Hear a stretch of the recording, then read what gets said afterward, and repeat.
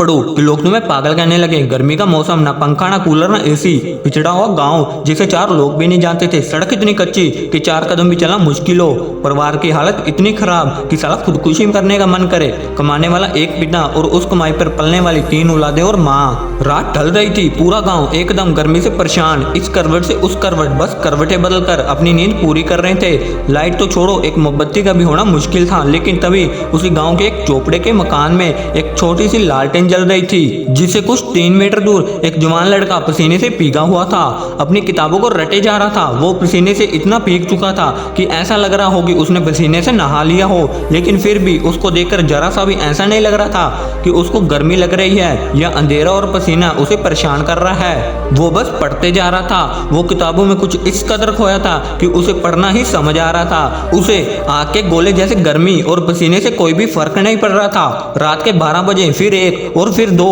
अब 3 बज चुके थे। ना जाने वो लड़का कब से बैठा था, लेकिन अब तक पढ़ रहा था। तभी अचानक कमरे में अंधेरा छा जाता है।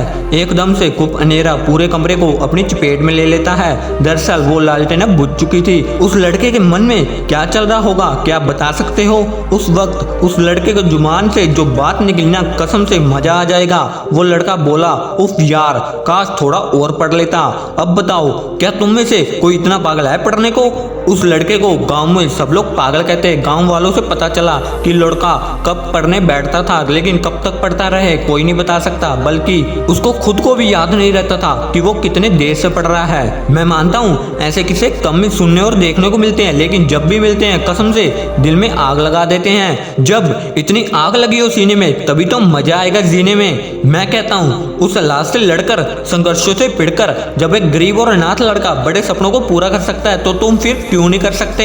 अगर दिल में आग लगी हो ना, तो एग्जाम फॉर्म के वो 500 रुपए तुम्हें नहीं रोकने वाले। उन गरीब लड़कों के पास फॉर्म भरने के पैसे नहीं होते, लेकिन दिल में आग होती है, और वही आग उन्हें ताज दिलाती है। पढ़ाई भागने के लिए नहीं बनी, पढ़ने के लिए बनी है, पढ़ाई करने के लिए बनी है। अगर खुद को 2 साल भी दे दिए ना, तो जहाँ तुम्हें दिन रात सुबह शाम अंधेरा उजाला कुछ भी मायने नहीं रखेगा। मायने रखेगी तो सिर्फ एक चीज, बस बहुत हो गया।